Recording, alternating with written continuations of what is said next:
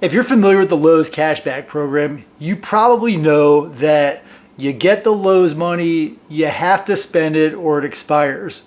Well, I had a couple of bucks, about 60 bucks, burning a hole in my Lowe's account. And so, like all good consumers, I decided to spend a little bit more and buy this 20-volt DeWalt tire inflator. So all in with shipping and everything, this thing ended up costing 150 bucks. And I normally would never buy this expensive of a tire inflator, but I've gone through 3 of those slime tire inflators. I keep them in my van, I keep them in my wife's vehicle, and they usually last a year or 2 and then they start to break. But this year I bought a replacement, and that replacement broke the first time I used it.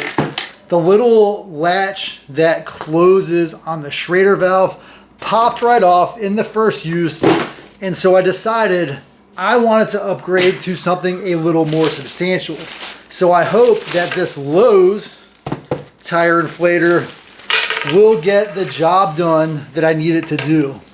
There's really not a whole lot inside of this box. You've got a Presta to Schrader valve adapter, and then a small air pump nozzle adapter. And that is basically all you get inside the box. And I think my first thing that I'm really excited about is we have a nice solid brass fitting. This is gonna screw onto the tire, whatever you're trying to inflate, and this thing feels like it is made to last. I mean, all of my DeWalt products in general, I've had a lot of success with great quality, and I would not expect anything less out of this. Now keep in mind, I'm not necessarily a commercial user. I'm gonna use this a couple times a year, maybe carry it around on my trips, and that's about it. Now I was about to gripe and say that the first 2 things I'm gonna lose are gonna be these 2 little attachments, but then I saw on the side here we have a nice door. In that door, there is no place specifically to store these items, but I suppose I could leave them in there. Inside, you have a nice long, I'll find out how long this is later, but a nice long 12-volt DC car style outlet attachment. It does say in here that it is not for charging, so this is strictly for plug and play. Turn on your engine, plug this into your vehicle, and inflate your tires. So in a pinch, of course, you could do that. But the feature that really excited me about this inflator in particular is that over here in my garage, I already have quite the stash of DeWalt tools and, of course, DeWalt batteries. So what I want to do is get myself, let's go for the bigger battery down here, this 5 amp hour battery. Maybe I'll pull out one of these small 2 amp hour batteries as well and get that inflator tested. So my question there is, will this 5 amp hour battery even fit? And the answer is, like a glove, that thing is basically a perfect fit. So let's see, does it start up? Starts right up. I don't see any indicator of the battery status on the display here, but of course I do have essentially a fully charged battery. Now I am actually officially excited because here are some spaces to attach these attachments so that I don't lose them. And on top of that, you do have a ball needle valve. I did think that was strange that one of these wasn't provided, and so there it is, problem solved. No worries. We do have a wind mode, so you can use either tire inflation or potentially vacuum suction or inflation of something like a rubber mattress. And to get cooking with the device, you essentially hit the play button to start and then the play button to stop. To release the hose attachment, you just simply pull out. It pops right out of place. You're going to put it into whichever one you want and then just give it a small twist. And at its shortest length, the hose is about 14 inches and it looks like it will extend out almost to about 24 inches at its longest length. And since the hose isn't very long, you're certainly going to want to try to use this very close to whatever it is that you're inflating. Now, if you want to adjust your target, currently we're set at 0 PSI. I'm just going to spin this wheel. I have a tire that has a slow leak that I need to repair, and it takes 41 PSI. So I'm going to go ahead and bump this up to 43, give myself a little bit of room. Then we can plug everything in and see how well this thing inflates this motorcycle tire.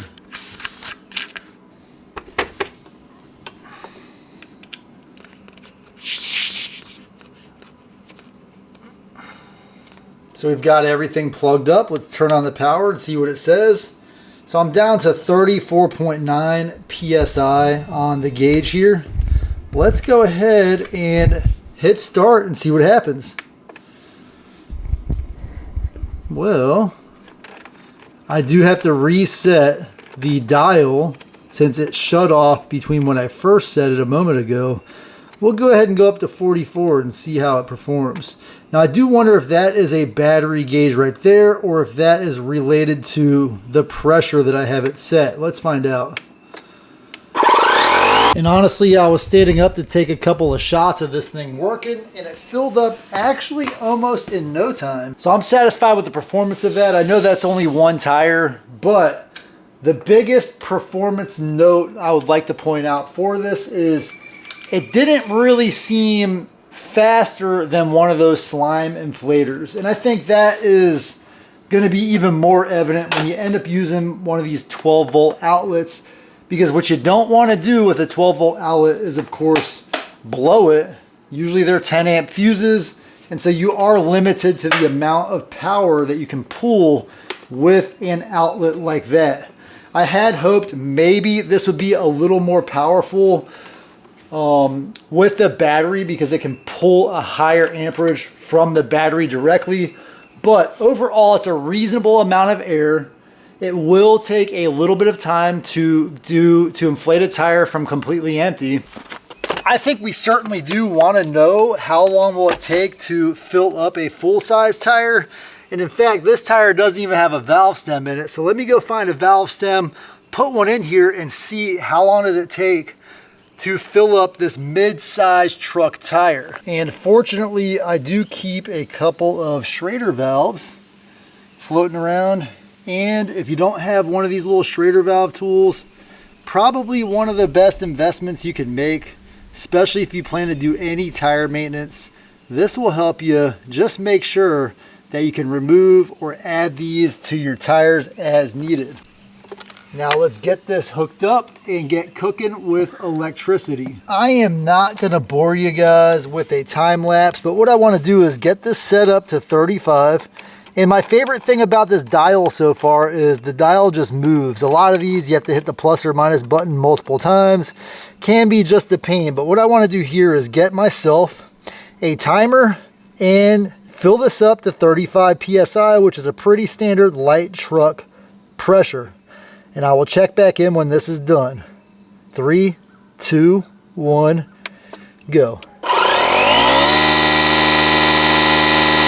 So 7 minutes and 5 seconds. We are certainly not winning any time records, but it worked pretty good. It didn't seem to have any hiccups. The one thing about its performance that I really appreciated was it wasn't bouncing all over the place. When I use the slime inflators, they do tend to bounce everywhere, and this thing seemed pretty stable. It does have a small LED flashlight. Sure, this will help you in a bind if you have all of this stuff together. I do like that it works, again, without 12 volt DC power with this battery or vice versa. But overall, I'm not really sold on the $150 value, except of course, it feels pretty solid. It feels like I could drop it. This whole rib right here is rubberized. So I feel like if I dropped it, you know, on its top or on its side, it's not gonna break. And that is essentially what you're paying for, is a quasi-commercial grade tool for your garage, maybe for the trunk of your truck, your work truck, if you already have a bunch of DeWalt tools and batteries. This could be a perfect buy for you, but if If you're already carrying all that stuff around, you may have a bigger compressor that can give you a little more air a little faster. So emergency use only. If you do plan to fill 4 empty tires, make yourself a cup of coffee and relax because it's going to take a while. But overall, let me know what you think in the comments. Is this worth the $150 plus or minus depending on what sales are going on? Or would you rather buy something maybe a little cheaper that you can just kind of throw around in the trunk of your car and not worry about? But overall, check out my link in the video description. If you like the video, give me a thumbs up and I'll catch you in the next one.